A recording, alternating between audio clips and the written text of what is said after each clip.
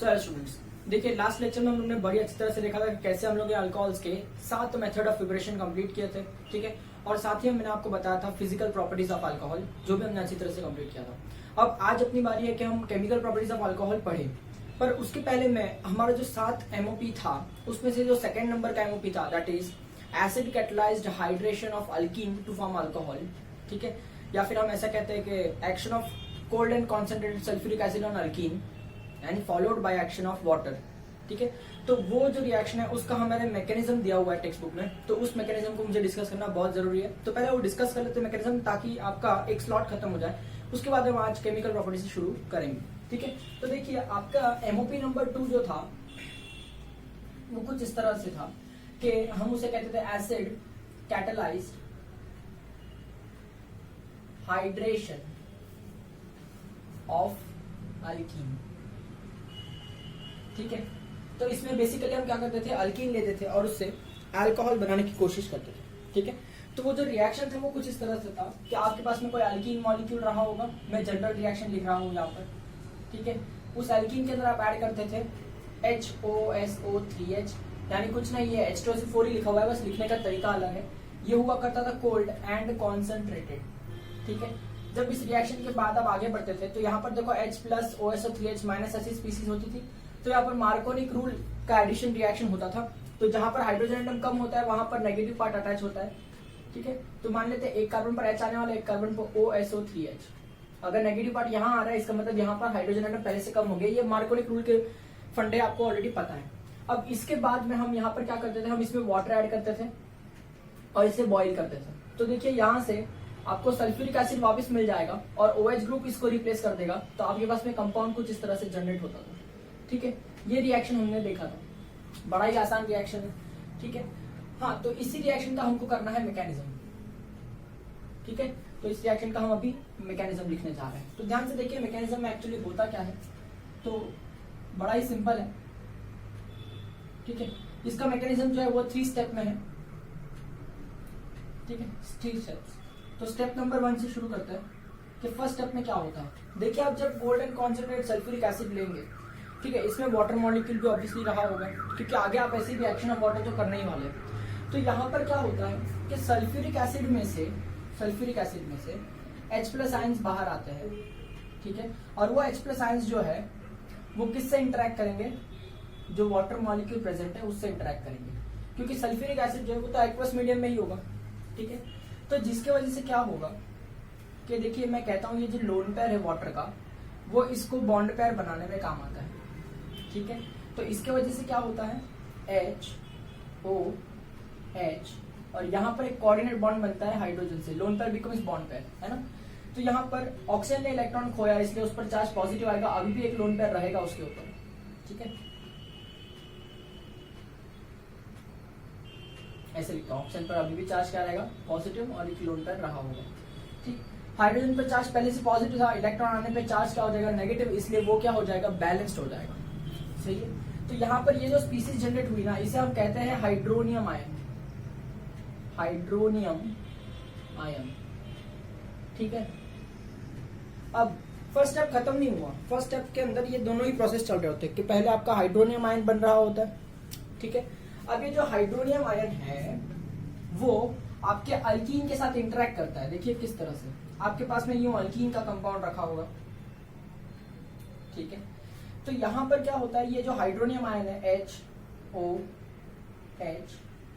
जिसमें O पर positive charge है और ये पेयर ऑफ इलेक्ट्रॉन है इस तरह से, ठीक है। ये इसके साथ कैसे इंटरेक्ट करता है, यहाँ पर जो हाइड्रोजन है, ठीक है, उससे ऑक्सीजन बहुत जोर से इलेक्ट्रॉन खींच रहा होगा। ऐसा क्यों है, क्योंकि ऑक्सीजन जो है वो एक इलेक्ट्रोनेगेटिव एलिमेंट है, इलेक्ट्रोनेगेटिव यानी इलेक्ट्रॉन पसंद है उसे, और यहाँ पर उस पर पॉजिटिव चार्ज आया है। मुझे बताओ क्या कभी इलेक्ट्रोनेगेटिव एलिमेंट पॉजिटिव चार्ज आ सकता है, नहीं, उसको इलेक्ट्रॉन खींचना पसंद है, तो इसको बहुत गुस्सा आएगा। तो ये क्या करेगा, हाइड्रोजन से इलेक्ट्रॉन खींचने की कोशिश कर रहा है। तो हाइड्रोजन बोल रहा है मैं तुझे अपना इलेक्ट्रॉन कब दूंगा, जब मुझे कोई इलेक्ट्रॉन देगा। जब कोई हाइड्रोजन को इलेक्ट्रॉन की मदद करेगा तो हाइड्रोजन ये बॉन्ड के इलेक्ट्रॉन किसकी तरफ ट्रांसफर कर देगा, ऑक्सीजन की तरफ ट्रांसफर कर देगा कि नहीं।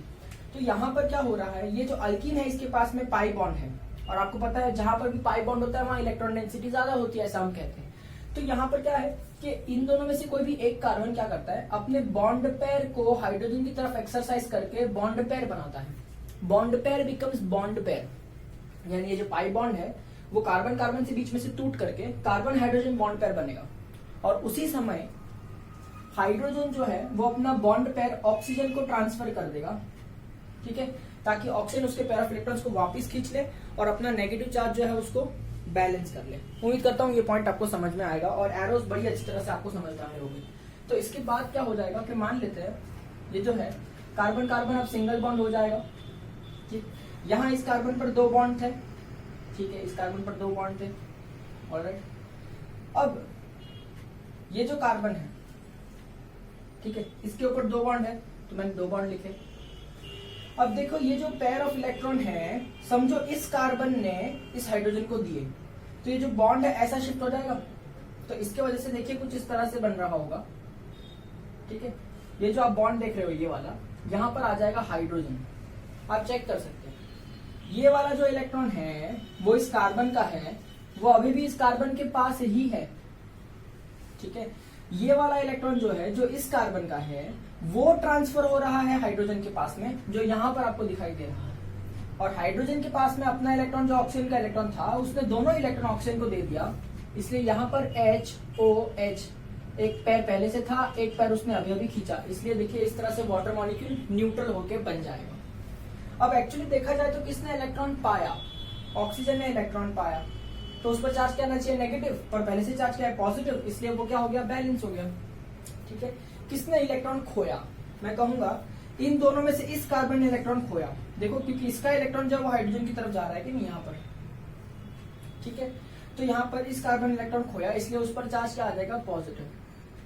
तो यहाँ पर ये कार्बन और ये हाइड्रोजन दोनों ही बहुत स्मार्ट है।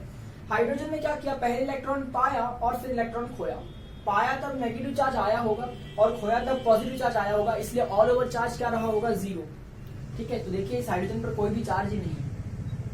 ये कार्बन भी बहुत स्मार्ट है, इसने अपना इलेक्ट्रॉन ना देते हुए बाजू वाले का इलेक्ट्रॉन यहाँ ट्रांसफर कर दिया, ठीक है। देखो अपना इलेक्ट्रॉन तो अभी भी उसी के पास है ना, उसने बाजू वाले का इलेक्ट्रॉन इसको ट्रांसफर कर दिया, समझा, इस तरह से। तो यहाँ पर ये क्या जनरेट हो रहा है आपके पास में, कार्बोकैटायन जनरेट हो रहा है, ठीक है। और अगर यहाँ पर कार्बोकैटायन जनरेट हो रहा है तो आपको पता है कि रिएक्शन जो है वो किस तरह से चलने वाला है, कार्बोकैटायन की स्टेबिलिटी के हिसाब से चलने वाला है, यानी वो कार्बोकैटायन सबसे ज्यादा फॉर्म हो रहा होगा जिसकी स्टेबिलिटी सबसे ज्यादा है। और आपको तो पता है कि जनरली अगर हम बात करते हैं तो कार्बोकैटायन स्टेबिलिटी होती है 3 degree, more stable then 2 degree, more stable then 1 degree. ये सारी चीजें तो आपको ऑलरेडी मैंने सिखाई है, ठीक है। तो यहाँ पर अपना स्टेप 1 जो है वो कंप्लीट होता है, ठीक। अब इस स्टेप 1 का हमें कुछ नाम रखना पड़ेगा, तो इस स्टेप 1 का क्या नाम होगा, यहाँ पर देखिए ये जो H है वो अल्कीन पर आ रहा है कि नहीं, तो अल्कीन के ऊपर H का आना इसे कहते हैं प्रोटोनेशन ऑफ अल्कीन, तो इस स्टेप का नाम हो जाएगा प्रोटोनेशन ऑफ अल्कीन, ठीक है। और क्या जनरेट हो रहा है, कार्बोकैटायन, तो क्या कहेंगे, protonation of alkene to form carbocation intermediate, carbocation intermediate, ये इसका फर्स्ट स्टेप है। उम्मीद करता हूं आपको फर्स्ट स्टेप याद आ रहा होगा, अच्छी तरह से याद रखेंगे, ठीक है। चलिए अब मूव करते हैं सेकंड स्टेप की तरफ। तो सेकंड स्टेप में क्या होगा देखते हैं,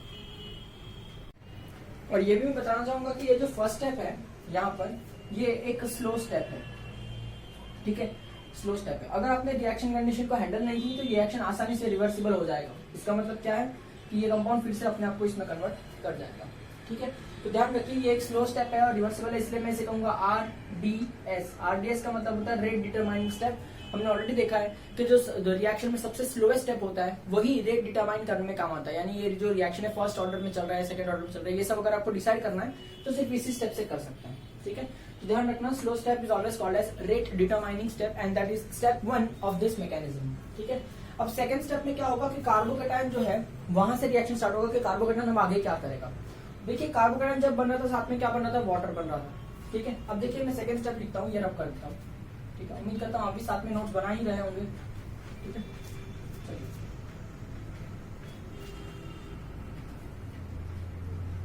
ओके, सो स्टेप 2 में क्या होता है देखते हैं। आपके पास में क्या जनरेटेड था, कार्बोकैटायन, ठीक है, कुछ इस तरह से। यहां पर तो H आ गया था यहाँ पर, ठीक है, और साथ में आपके पास में क्या था, वाटर मॉलिक्यूल था। तो मैं कुछ इस तरह से लिखता हूँ वाटर मॉलिक्यूल को कि उसके पास में 2 लोन पेयर, ठीक है। तो अब सेकेंड स्टेप में क्या होगा, लोन पेयर यानी इलेक्ट्रॉन डेंसिटी यानी ज्यादा इलेक्ट्रॉन्स, और पॉजिटिव चार्ज यानी इलेक्ट्रॉन डेफिशिएंसी। तो इलेक्ट्रॉन्स हमेशा कैसे फ्लो होते हैं, ज्यादा से कम, high density to low density. अब कैसे फ्लो होगा, देखो ये जो लोन पेयर है वाटर का, वो यहाँ पर अटैक करेगा, ठीक है, और बनाएगा लोन पेयर को अपना बॉन्ड पेयर। कैसे होएगा, देखो ये कार्बन है, ये कार्बन है, इधर H है, ये एज इट इज है, ये भी एज इट इज है। इधर क्या हुआ, ऑक्सीजन ने अपने लोन पेयर को बॉन्ड पेयर बनाया। तो यहाँ पर जो ये बॉन्ड पेयर आपको दिख रहा है वो ऑक्सीजन का दोनों इलेक्ट्रॉन है। तो कनेक्ट कौन होगा, ऑक्सीजन होगा, ठीक। उस ऑक्सीजन के पास में ये वाला लोन पेयर सेफ है, तो उसको लिख देता हूँ कि ये वाला लोन पेयर सेफ है। और 2 हाइड्रोजन भी है उसके पास में, एक हाइड्रोजन यहाँ है और एक हाइड्रोजन मान लेते हैं यहाँ है, सही है, इस तरह से कुछ। तो अब एक्चुअली इलेक्ट्रॉन किसने पाया, मैं कहूँ इलेक्ट्रॉन कार्बन ने पाया। अगर पाया तो चार्ज क्या होगा, नेगेटिव, पर पहले से चार्ज क्या था, पॉजिटिव, इसलिए कार्बन हो गया बैलेंस, ठीक है। किसने इलेक्ट्रॉन खोया, ऑक्सीजन ने अपना इलेक्ट्रॉन खोया, ठीक है, इसलिए ऑक्सीजन पर चार्ज क्या आएगा, पॉजिटिव, कुछ इस तरह से। तो ये जो स्टेप है यहाँ पर वाटर मॉलिक्यूल ही इस पर अटैक करता है और कुछ इस तरह से कंपाउंड बनाता है, ठीक है। ये भी बहुत ज्यादा अनस्टेबल है। ये जो स्टेप है इसका नाम क्या रखेंगे, ठीक है, अब यहाँ जगह नहीं है इसलिए मैं इसका नाम नीचे लिख रहा हूँ, बाकी आपको स्टेप का नाम पहले लिखना होता है। दैट इज, देखिए मैं ऐसा कहूंगा, nucleophilic attack of water on carbocation. Nucleophilic यानी नेगेटिवली चार्ज या फिर electron rich centre attacks the carbocation, ठीक है, इस तरह से। अब ये ऐसा कुछ बन गया। अब स्टेप नंबर 3 आएगा और लास्ट स्टेप है जहां पर अपना रिएक्शन कंप्लीट हो जाएगा। अब स्टेप नंबर 3 में क्या है, यहां से शुरू करेंगे रिएक्शन। तो ये जो स्पीसीज है इसको मैं एज इट इज लिख लेता हूं कि देखिए इस तरह से है, ठीक है। 2 H है तो मैं उसको ऐसे लिखूं या ऐसे लिखूं, डजंट मैटर, ऐसे लिखूं या ऐसे लिखूं, फाइन। इस पर एक लोन पेयर ऑफ इलेक्ट्रॉन अभी भी है ऑक्सीजन के ऊपर, ठीक है, हाँ, और उस पर चार्ज क्या है, अभी पॉजिटिव, ठीक है, ओके। तो ये थोड़ा सा छोटा लिखता हूं। अब नेक्स्ट स्टेप में क्या होगा, ऑक्सीजन जो है उसको बहुत गुस्सा आ रहा है क्योंकि उस पर पॉजिटिव चार्ज आ गया, उसको अपने इलेक्ट्रॉन्स वापस चाहिए। तो वो किससे इलेक्ट्रॉन खींचेगा, कार्बन से या हाइड्रोजन से, कार्बन से नहीं खींचेगा। अगर खींचना ही था तो इधर दिया क्यों, इसलिए अभी उसको कहां से हाइड्रोजन खींचना, इलेक्ट्रॉन खींचना पड़ेगा हाइड्रोजन से। तो यहाँ पर जो हाइड्रोजन है वो अपना इलेक्ट्रॉन इसको दे देगा, यानी क्या होगा, देखो bond pair becomes lone pair oxygen के ऊपर। तो इधर पे क्या हो जाएगा, देखो ऐसा कुछ हो जाएगा। यहाँ पर ऑक्सीजन है उसके पास एक हाइड्रोजन रह जाएगा, एक हाइड्रोजन तो निकल गया अपने इलेक्ट्रॉन्स देकर। तो किसने इलेक्ट्रॉन खोया, हाइड्रोजन ने खोया। तो हाइड्रोजन पर चार्ज क्या आएगा, H+। किसने इलेक्ट्रॉन पाया, ऑक्सीजन ने, तो उस पर चार्ज क्या आएगा, नेगेटिव, पर पहले से चार्ज क्या है, पॉजिटिव, इसलिए वो क्या हो गया, बैलेंस। एक पेयर ऑफ इलेक्ट्रॉन पहले से था, एक पेयर ऑफ इलेक्ट्रॉन हाइड्रोजन से खींच के आया, तो उसके दोनों पेयर ऑफ इलेक्ट्रॉन यानी लोन पेयर सलामत है। उम्मीद करता हूँ समझ में आएगा। आपको ये सर्कल करके बताने की जरूरत नहीं है, ये तो मैं जानबूझ के सर्कल कर रहा हूँ क्योंकि मुझे ऐसा लगता है कि कैमरा में ये जो मेरे लोन पेयर है ना, इसके 2 डॉट आपको दिखाई दे, इसलिए मैं डॉट करके सर्कल करता हूँ, ठीक है। आपको एग्जाम में करने की जरूरत नहीं है। तो यहाँ पर देखो इस तरह से आपका जो कंपाउंड है, यहाँ पर क्या जनरेट हो रहा है, अल्कोहल, ठीक है। और इस स्टेप में क्या हो रहा है, H+ आयंस निकल रहा है। तो इस स्टेप का भी नाम यहाँ पर लिखना चाहिए ऊपर, पर मेरा जगह नहीं इसलिए मैं नीचे लिख रहा हूँ। इसे कहते हैं deprotonation, deprotonation to form alcohol, deprotonation to form alcohol, इस तरह से। तो 3 स्टेप में रिएक्शन किया। अगर आप नोटिस करेंगे तो फर्स्ट स्टेप में हम लोग ने H+ को वाटर के साथ कंबाइन करवाया था, तो वहां पर H+ आया था, और ये लास्ट स्टेप है जहां पर H+ जा रहा है।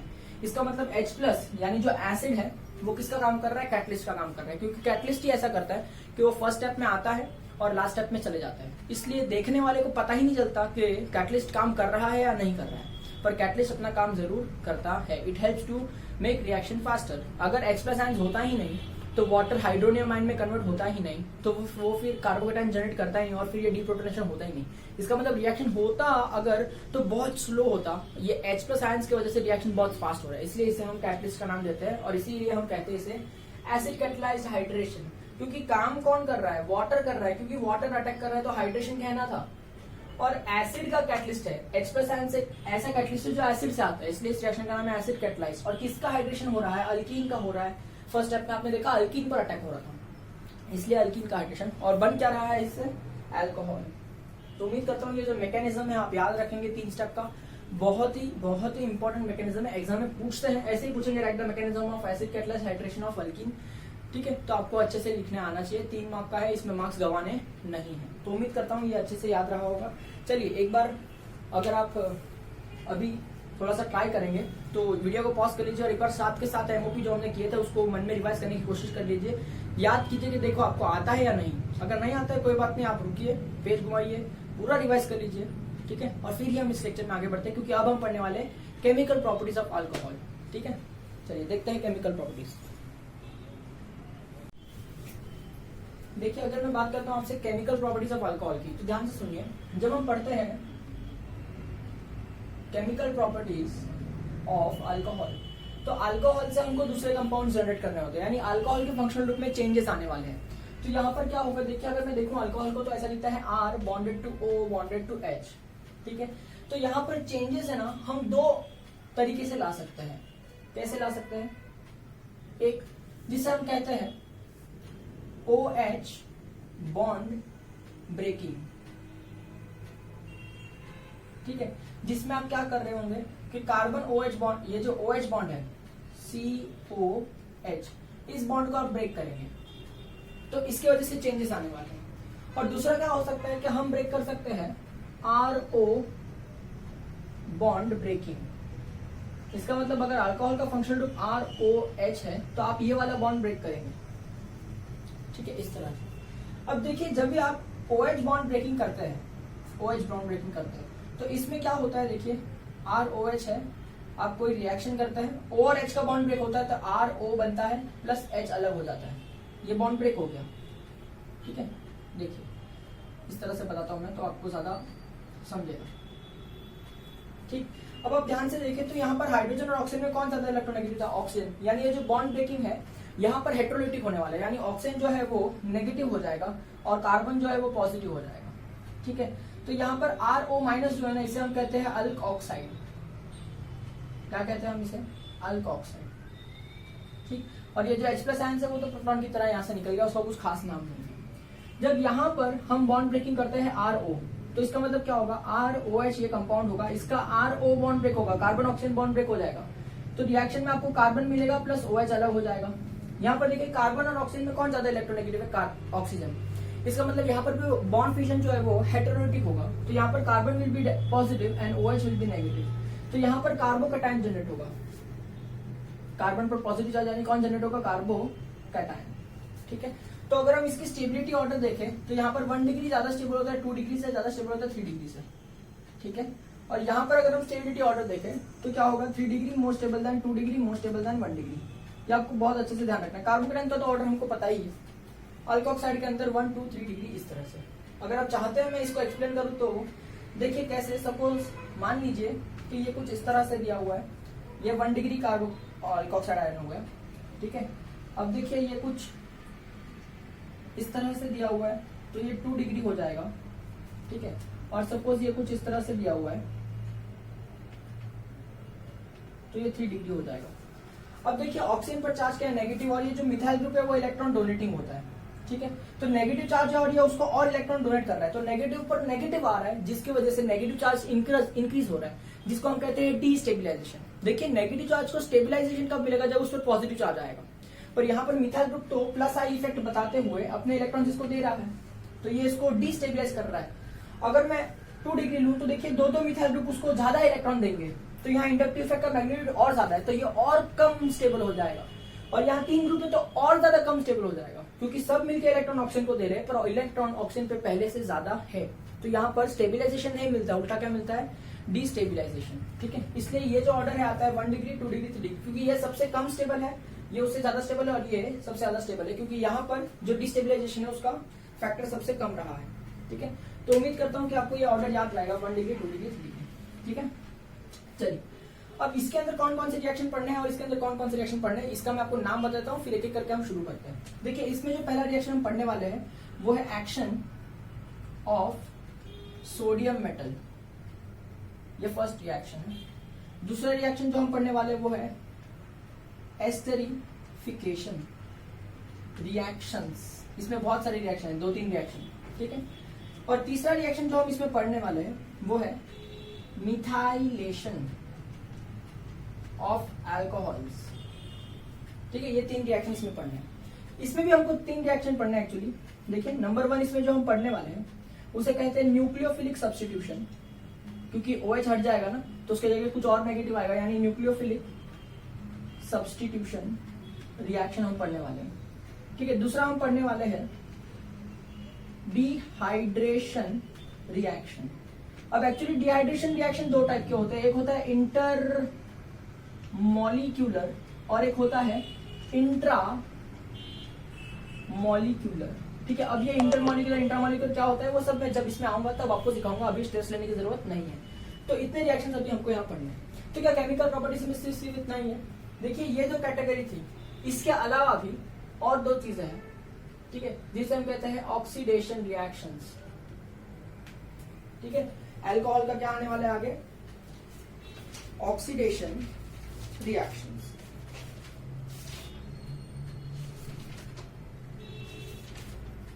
ठीक है, तो उम्मीद करता हूं कि ये जो चार्ट है आप अच्छी तरह से बना रहे होंगे इस वक्त बुक में। ठीक है, और ये सारी चीजें हमको पढ़नी है। सबसे पहले हम इससे शुरू करेंगे, फिर ये खत्म करेंगे और फिर ऑक्सीडेशन खत्म करेंगे, तो आपका अल्कोहल चैप्टर जो है ऑलमोस्ट खत्म होने आ जाएगा। ठीक है, तो आज कोशिश करते हैं कि ये तो कम से कम खत्म हो ही जाए, क्योंकि रिएक्शंस बड़े सिंपल है, आसानी से हो जाते हैं। तो चलिए ये चार्ट बना लीजिए, फिर हम आगे बढ़ते हैं एक एक करके। ठीक है,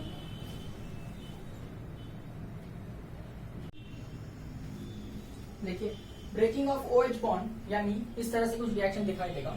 उसमें पहला पार्ट है that is action of sodium metal on alcohol.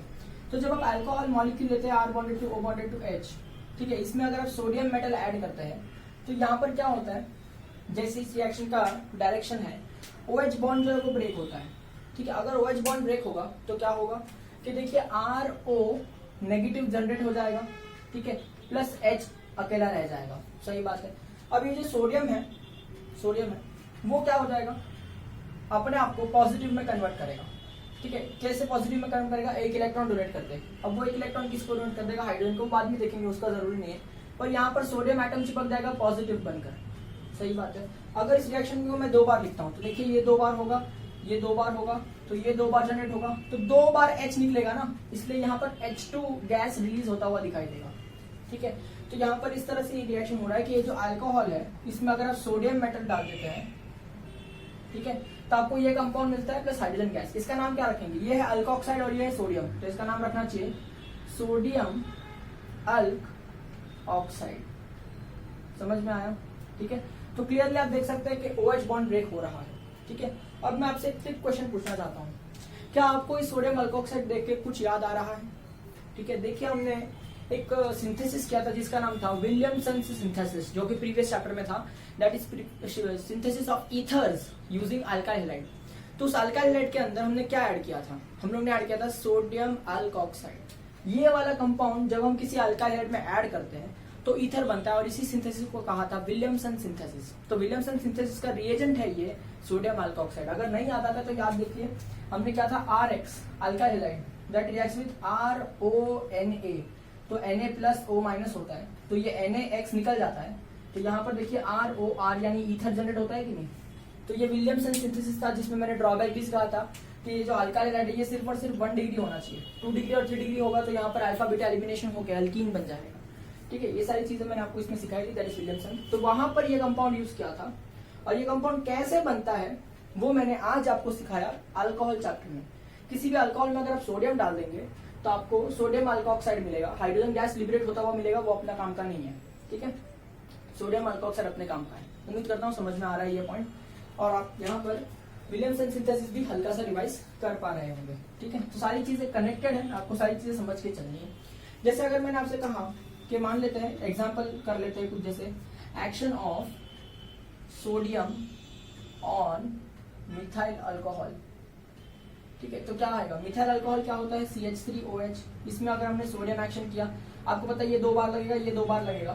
ठीक है, तो यहाँ पर CH3ONA बनेगा 2 बार, और ऑब्वियसली हाइड्रोजन गैस यहाँ से लिबरेट होता हुआ दिखाई देगा। ठीक है, इसका नाम आप लिख सकते हैं मीथेन और एक्सेट्रा। इसका नाम क्या होगा, सोडियम अल्कोक्साइड नहीं कहेंगे ना, अभी मिथाइल ग्रुप तो क्या कहेंगे, मिथॉक्साइड। तो हो जाएगा सोडियम मिथॉक्साइड।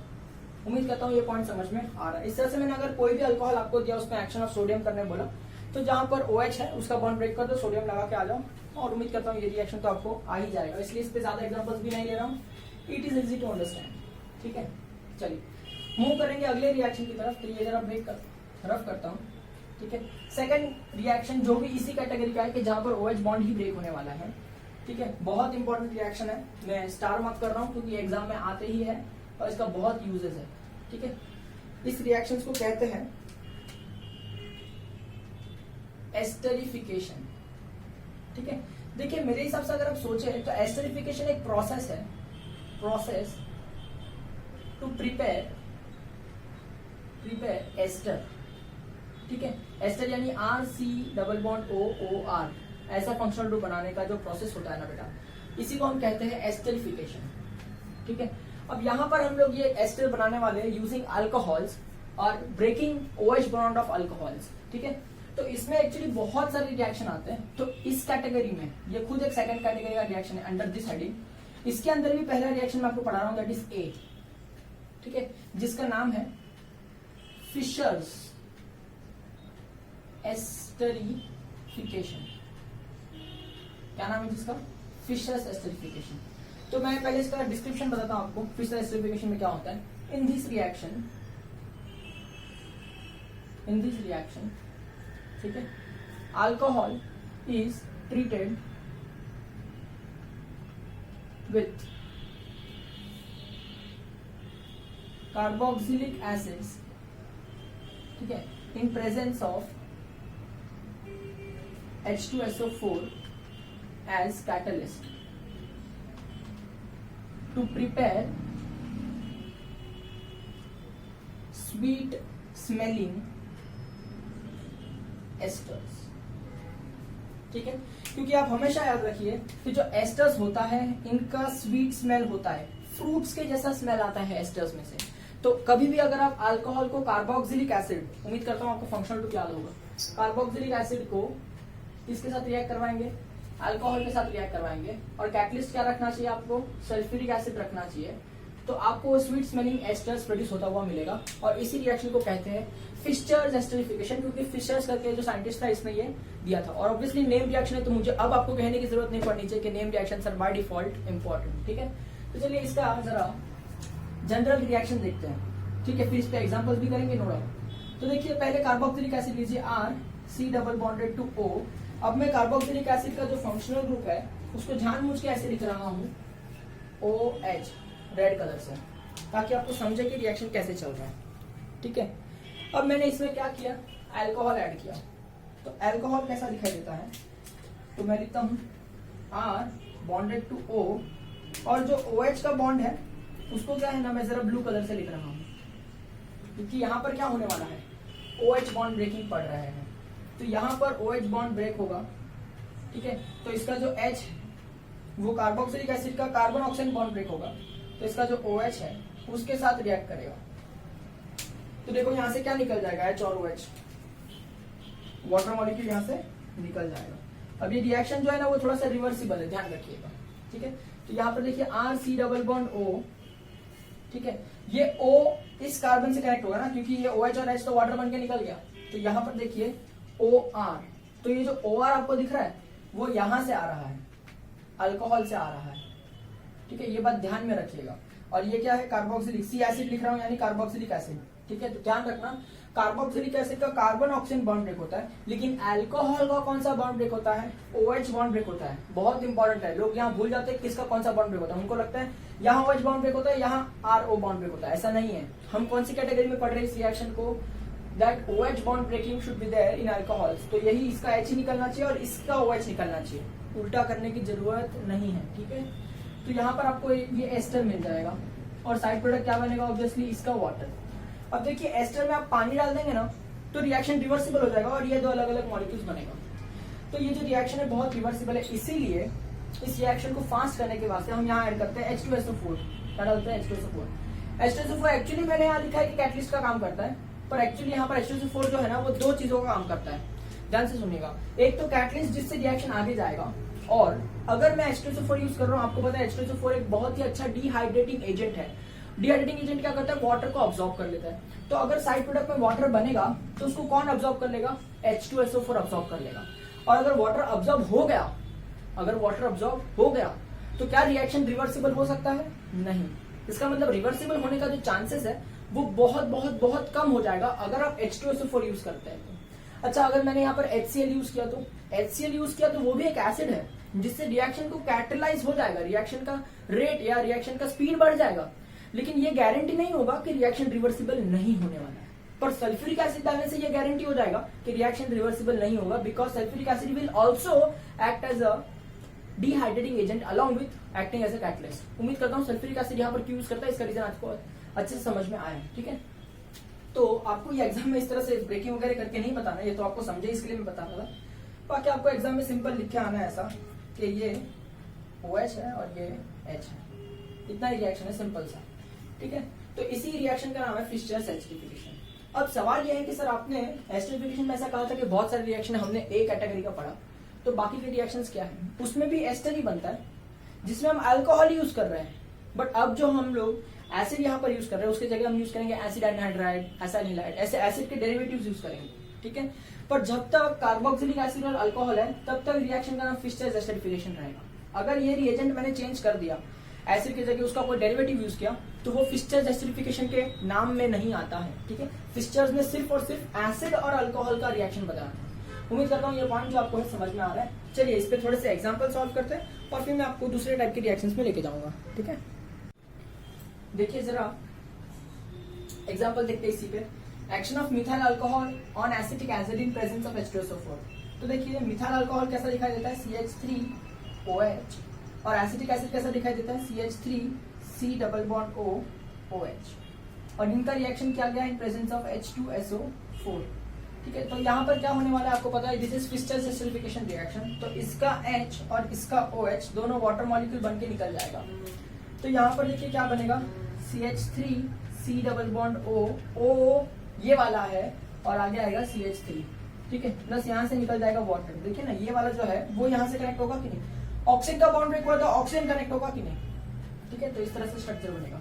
तो इसका नाम क्या है, दिस इज मिथाइल एसीटेट। अगर कॉमन नेम लिखूं तो ये हो जाएगा मिथाइल एसीटेट, ठीक है। उम्मीद करता हूँ आपको ये सब नाम सिखाने का तो मुझे कम से कम जरूरत नहीं पड़ेगा, क्योंकि एस्टर्स का नाम हमने बहुत ही डिटेल में पढ़ा है और मैंने आपसे कहा भी था कि एस्टर्स लोग भूल जाते हैं तो आपको बार बार रिवाइज करते रहना चाहिए, ठीक है। इसका और नाम क्या आएगा, मिथाइल एसिड की जगह मैं लिख सकता हूँ 2 कार्बन है तो इथेन OH, ठीक है। तो यहाँ पर ये रिएक्शन कंप्लीट हुआ। आपको इन दोनों का कॉमन नेम आईयूपीएसी नेम भी इसके नीचे लिखना होगा, ठीक है। चलिए अगला रिएक्शन देखते हैं, convert ethyl alcohol into ethyl ethanoid, ठीक है। तो बड़ा ही सिंपल रिएक्शन है, ethyl alcohol into ethyl ethanoid. तो देखिए इथाइल अल्कोहल कैसा लिखेगा, CH3CH2OH, इसमें ऐसा आप क्या ऐड करेंगे, ठीक है, कि आपको मिल जाए इथाइल इथेनॉइड। तो पहले इथेनॉइड यानी CH3C+O, ये इथेनॉइड हुआ, और इथाइल यानी यहाँ पर भी लिखा हुआ है CH2CH3, तो ये स्ट्रक्चर है इथाइल इथेनॉइड का, ठीक है। तो आपको पता है कि यहाँ पर इथाइल ग्रुप जो है वो इथाइल अल्कोहल से आया है, ठीक है, और इथेनॉइड ग्रुप जो है वो एसिड से आएगा। तो इसमें 2 कार्बन वाला एसिड यानी इथेनोइक एसिड आपको यूज करना चाहिए, जिसी का नाम हम एसिटिक एसिड भी कहते हैं। आपको दोनों ही नाम लिखना चाहिए, पर मैं अभी एक ही नाम लिख रहा हूँ, इथेनोइक एसिड, और ये है इथाइल अल्कोहल। तो आप देख सकते हैं यहाँ पर कौन सा किसका बॉन्ड ब्रेक होगा, बताइए। क्या हमको पता है कि फिशर्स एसिडिफिकेशन रिएक्शन में सल्फ्यूरिक एसिड कैटलिस्ट का काम करता है, साइड प्रोडक्ट वाटर बनता है, ठीक है। और यहाँ पर OH बॉन्ड ब्रेक होता है अल्कोहल का, और CO बॉन्ड ब्रेक होता है एसिड का। तो देखिए ये H और OH वाटर बन के निकल गया, तो ये जो कंपाउंड है इस पर O से बॉन्ड बनेगा, तो यही स्ट्रक्चर बनेगा जिसका नाम है इथाइल इथेनॉइड, जो यहाँ पर लिखा हुआ है आईयूपीएसी में। मैं कॉमन नेम लिख देता हूँ, दैट इज इथाइल एसीटेट, ठीक है। तो उम्मीद करता हूँ जो रिएक्शन है आपको बड़ी अच्छी तरह से समझ में आया है कि किस तरह से हो रहा है, ठीक है। चलिए अब ये A कैटेगरी था फिशर्स एसिडिफिकेशन, अब मैं आपको B वाला सिखाता हूँ, ठीक है। अब बी वाला जो है उसका कोई खास नाम नहीं है, ठीक है, वो जस्ट हम एक एसिड का डेरिवेटिव यूज कर रहे हैं और उसको प्रिपेयर कर रहे हैं, ठीक है, उसका कोई खास नाम नहीं है। जैसे बी वाला कंपाउंड जो है रिएक्शन जो है वो इस तरह से देखिए, ठीक है, एसिड एनहाइड्राइड, एसिड एनहाइड्राइड, ठीक है, एंड अल्कोहल गिव्स एस्टर, ठीक है। तो देखिए एसिड एनहाइड्राइड कैसा लिखता है, मैं जनरल रिएक्शन लिखता हूं इसका पहले, ठीक है, तो ऐसा लिखता है R C double bond O, O C double bond O R, ये है एसिड एनहाइड्राइड, ठीक है। इसमें मैं ऐड किया अल्कोहल आर ओ एच, ठीक है, और रिएक्शन किया इन प्रेजेंस ऑफ H2SO4। तो बताइए मुझे क्या होगा यहाँ पर भी, ऑब्वियसली भी रिएक्शन में रख देता हूँ रिवर्सिबल, ठीक है। तो देखिए यहाँ पर अल्कोहल का कौन सा बॉन्ड ब्रेक होगा बताइए, अल्कोहल का OH बॉन्ड ब्रेक होगा, तो यहाँ से ये H फ्री होने वाला है, ठीक है।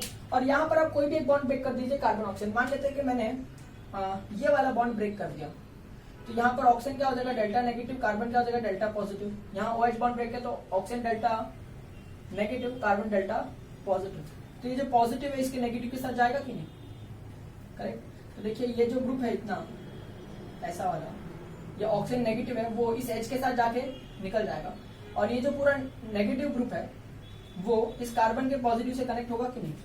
तो यहाँ पर देखिए स्ट्रक्चर क्या मिलेगा, R C double bond O, ठीक है।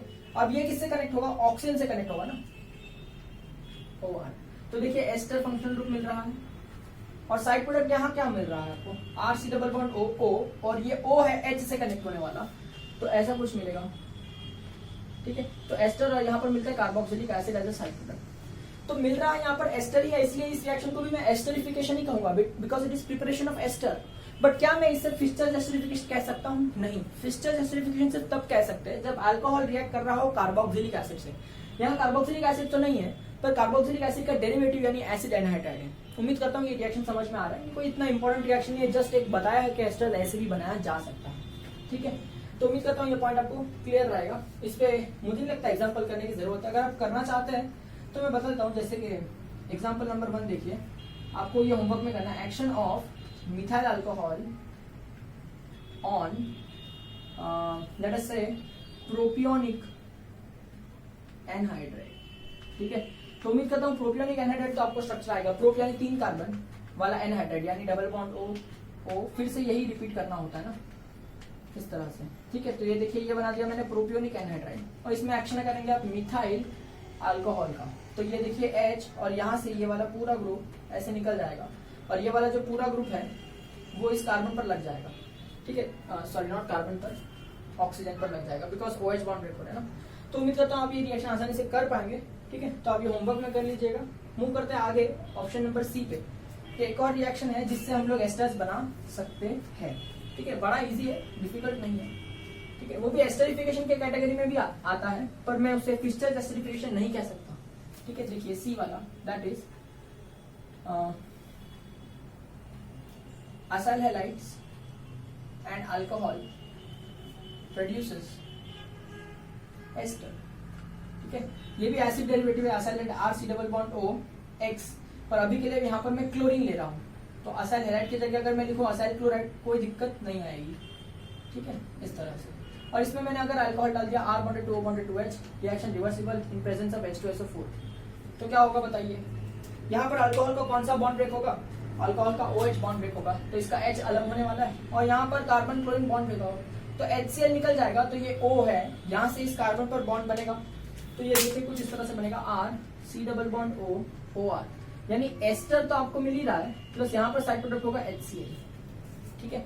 तो इस तरह से क्या है, अलग अलग रिएजेंट आप यूज करेंगे अल्कोहल के सामने, जो एसिड है या फिर एसिड के डेरिवेटिव है, तो आपको एस्टर मिलेगा, बस साइड प्रोडक्ट अलग होगा। जैसे कार्बोक्सिलिक एसिड और अल्कोहल यूज करते हैं, साइड प्रोडक्ट वाटर मिलता है। एसिड एनहाइड्राइड और अल्कोहल यूज करते हैं, साइड प्रोडक्ट एसिटिक या फिर कोई भी एसिड मिलता है, कार्बोक्सिलिक एसिड। और अगर हम लोग अल्कोहल के सामने यूज करते हैं असाइल हैलाइड, तो आपको साइड प्रोडक्ट में मिलेगा हेलो एसिड। अगर क्लोराइड यूज करें तो HCl मिलेगा, ब्रोमाइड यूज करेंगे तो HBr मिलेगा, इस तरह से। तो उम्मीद करता हूँ ये रिएक्शन भी बड़ा सिंपल है, अगर आप चाहें तो एग्जाम्पल कर सकते हैं, जैसे action of ethane oil chloride on ethanol. तो इथेनॉल क्लोराइड कैसा दिखेगा, देखो ये इथेन ऑयल यानी ये ग्रुप हो गया, और क्लोराइड यानी Cl, ठीक है। तो इसे एसिटाइल क्लोराइड भी कहते हैं कॉमन नेम में, और आईयूपीएसी नेम तो मैंने बोर्ड पर लिखा है, दैट इज इथेनॉल क्लोराइड। इसका एक्शन अगर मैं इथेनॉल पे करता हूँ CH3CH2OH पे, तो इसका H क्योंकि OH बॉन्ड ब्रेक होता है और इसका Cl दोनों मिला के साइड प्रोडक्ट में क्या बना देगा HCl। इसका O इसके C से कनेक्ट होगा, तो स्ट्रक्चर कुछ इस तरह से दिखेगा कि नहीं, आप चेक करके देख सकते हैं, ठीक है। तो आपको मिलेगा इथाइल एसीटेट या फिर इथाइल इथेनोएट एस्टर। तो उम्मीद करता हूँ ये पॉइंट आपको समझ में आ रहा है कि किस तरह से एस्टरिफिकेशन रिएक्शन में हम लोग ने ABC ऐसे तीनों कैटेगरी देखा है, ठीक है। चलिए अब आगे बढ़ते हैं, जहां पर एक और रिएक्शन हमको पढ़ना था जिसमें OH बॉन्ड ब्रेक होता है, जिसे हम कहते हैं मिथाइलेशन ऑफ अल्कोहल्स, ठीक है। देखिए ब्रेकिंग ऑफ OH बॉन्ड, फिर से लास्ट रिएक्शन देखते हैं जिसे कहते हैं मिथाइलेशन ऑफ अल्कोहल्स। बड़ा सिंपल है, मिथाइलेशन मतलब क्या होगा, अल्कोहल के ऊपर मिथाइल ग्रुप को लाना। अब देखिए alcohol R bonded to O bonded to H ये ग्रुप होता है, ठीक है। इसमें हम ऐड करेंगे CH2N2, ठीक है, जिसे कहते हैं डाईअज़ोमीथेन। शॉर्टकट में मैं इसे लिखता हूँ DAM, डाईअज़ोमीथेन, डैम। पर आपको एग्जाम में डैम लिख के नहीं आना, टीचर को नहीं पता रहेगा कि डैम क्या होता है। ये तो मैंने बनाया शॉर्टकट है, ऐसा कोई अब्रीविएटेड शॉर्टकट दिया नहीं है दुनिया में डैम का, मैं ऐसे याद रखता हूँ डैम, डाईअज़ोमीथेन। तो जब डाईअज़ोमीथेन यूज करते हैं तो कैटलिस्ट मत भूलना, इसका नाम HBF4 है। किसी वजह से अगर आपके पास HBF4 नहीं है तो आप BF3 भी यूज कर सकते हैं, ठीक है, पर मैं तो जनरली HBF4 याद रखता हूँ। तो CH2N2 HBF4 डाल दिया अल्कोहल के अंदर, तो क्या होगा, इसका OH बॉन्ड ब्रेक हो जाएगा, तो RO बनेगा। अब ये जो H है वो एक्चुअली CH2 से कनेक्ट हो जाएगा, तो क्या बनेगा CH3, और वो CH3 फिर से इस ऑक्सीजन पे कनेक्ट हो जाएगा, तो कुछ इस तरह से बनेगा। देखिए OH बॉन्ड ब्रेक हो रहा है, ठीक है।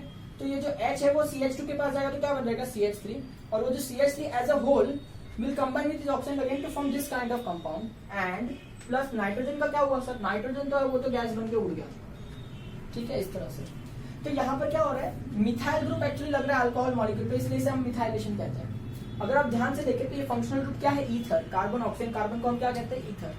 पर ये ऐसा ईथर है जिसके दोनों तरफ में से एक तरफ हमेशा मिथाइल ग्रुप कनेक्टेड है। यहाँ पर आप कितने भी कार्बन ले सकते हैं, पर यहाँ पर हमेशा मिथाइल ग्रुप मिलेगा, तो इस ईथर को हम कहते हैं मिथाइल ईथर। क्या कहते हैं हम इसे, मिथाइल ईथर, ठीक है। तो उम्मीद करता हूँ ये पॉइंट जो आपको याद रहेगा कि अगर आपको कभी भी गलती से मिथाइल ईथर बनाने बोल दिया तो आप ये मेथड यूज करके बना लीजिए, क्योंकि बड़े आसानी से बन जाएगा। आपको सिर्फ CH2N2 डालना है और HBF4 के प्रेजेंस में डालना है, ठीक है। जैसे मैं अगर आपसे रिएक्शन की बात करता हूँ, तो अगर मैंने कभी ऐसा कह दिया कि prepare dimethyl ether from methanol, तो मीथेनॉल कैसा दिखता है, CH3OH। बनाने क्या बोला है, डाईमिथाइल ईथर यानी CH3O CH3। अगर मैं IUPAC से लिखूं तो हो जाएगा मिथॉक्सी मीथेन, ये बनाने के लिए बोला है। तो आप देख सकते हैं ये अल्कोहल है, इसके पास मिथाइल ग्रुप चाहिए, तो मिथाइलेशन करना होगा। तो इसमें मैं ऐड कर दूंगा methylating agent, that is CH2N2 डैम जिसे कहते हैं, इन प्रेजेंस ऑफ HBF4। तो मेरा काम हो गया, CH2 ये H CH3 बन के यहाँ चिपक जाएगा, और नाइट्रोजन जो है वो गैस बन के लिबरेट हो जाएगा इस तरह से, ठीक है। तो ऐसा रिएक्शन में आपको दे सकता हूँ। तो उम्मीद करता हूँ ये पॉइंट जो है आपको समझ में आ रहा है कि किस तरह से हम लोग मिथाइलेशन ऑफ अल्कोहल्स करते हैं। अब मैं क्या करूंगा, इनके बेस्ड मैं बहुत सारे रिएक्शन आपको दूंगा, तो आपको उसको होमवर्क में सॉल्व करना है, जिससे आपका स्ट्रेंथ बढ़ जाएगा कि किस तरह से सारे रिएक्शंस आपको करने हैं, ठीक है। अच्छा, एक और ट्रिक क्वेश्चन मैं आपसे पूछता हूँ। जैसे पिछला मेथड हमने किया था एस्टरिफिकेशन, ठीक है। तो अगर आपको याद होगा अल्काइल हैलाइड वाला जो चैप्टर था अपना हेलोजन डेरिवेटिव्स, उसमें भी एक केमिकल प्रॉपर्टी थी जहां पर मैंने आपको सिखाया था कि अल्काइल हैलाइड को कैसे एस्टर्स में कन्वर्ट करते हैं।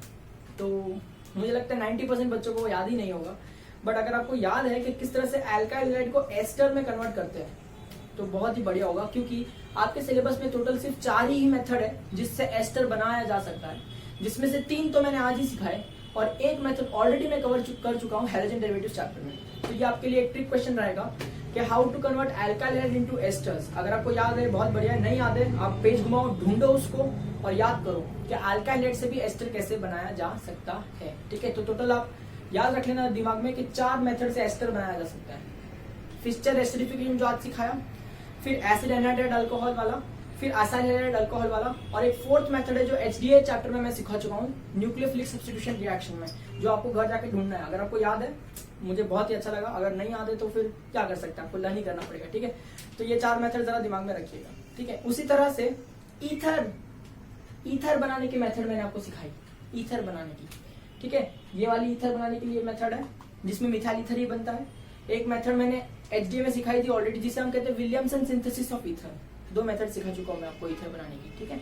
तो उम्मीद करता हूं कि ये चीजें आपको दिमाग में आ रही है और कनेक्ट कर पा रहे हैं आप अच्छी तरह से। अगर आप मेरे स्टूडेंट हैं और रेगुलरली स्टडी कर रहे हैं तो मुझे उम्मीद है कि आप कनेक्ट कर पा रहे होंगे चीजों को, ठीक है। और आपको खुद ही कनेक्शन मिलता रहेगा तो आपको खुद ही इंटरेस्ट जाग जाएगा केमिस्ट्री के अंदर, ठीक है। तो उम्मीद करता हूँ ये पॉइंट जो है यहाँ पर क्लियर है। मैं अब आपको होमवर्क के क्वेश्चन दे देता हूँ बेस्ड ऑन दिस लेक्चर्स, ठीक है। देखिए होमवर्क में मैंने आपको ये 6 क्वेश्चंस दिए हैं, ठीक है। तो convert isopropyl alcohol into isopropoxide, action of formic acid on ethanol, prepare methoxy ethane from ethanol, action of formic anhydride on methanol, action of propionyl bromide on benzyl alcohol. Benzyl alcohol उम्मीद करता हूँ याद होगा क्या होगा, ठीक है। 6th reaction जो है थोड़ा सा जंबल दिया है मैंने। मिथाइल क्लोराइड में A डालेंगे तो ये कंपाउंड बनना चाहिए जो कि एक एस्टर है, और जो कि यही ट्रिक क्वेश्चन था कि अल्काइल हैलाइड से हम लोग एस्टर्स कैसे बनाते हैं आपको ढूंढना था, ठीक है। तो A कंपोनेंट डालेंगे तो ये बनेगा। आपको A का structure IUPAC name common name लिखना है। अब ये वाला कंपाउंड इसमें जब B डालेंगे तो भी यही स्ट्रक्चर बनता है, तो आपको B ढूंढना है क्या होगा और उसका IUPAC नेम कॉमन नेम लिखना है। ये जो कंपाउंड है असाइल हैलाइड है, इसमें आप C डालेंगे तो भी यही एस्टर्स बनेगा, ठीक है। तो आपको इसके अंदर भी C जो है उसको ढूंढना है, उसका IUPAC नेम कॉमन नेम लिखना है। तो उम्मीद करता हूँ ABC आप अच्छी तरह से ढूंढेंगे। ये सारे क्वेश्चन सॉल्व करेंगे तो आपको अच्छी प्रैक्टिस मिलेगी इसमें। और साथ ही आज जो मैंने आपको मैकेनिज्म करवाया, mechanism of acid catalyse hydration of alkyne, वो मैकेनिज्म को आपको 5 बार लिखना ही होगा, ठीक है। जब तक आप मैकेनिज्म 5 बार लिख के लर्न नहीं करेंगे मुझे नहीं लगता है कि आपको फ्रीली लिखने आएगा जितना फ्रीली कोई एक स्कॉलर स्टूडेंट लिख सकता है, ठीक है। तो उम्मीद करता हूँ कि आपको ये पॉइंट समझ में आ रहा है। आपको सभी मैकेनिज्म्स 5 बार लिखने चाहिए। मैंने SN1 SN2 भी आपको दिया ही होगा लिखने के लिए, ये रिएक्शन भी दे रहा हूँ 5 बार, ठीक है। तो उम्मीद करता हूँ यहाँ तक सारा आपको फंडा समझ में आया होगा। मिलते हैं नेक्स्ट लेक्चर में, देखते हैं आगे की स्टडीज जिसमें क्या करना है, ठीक है।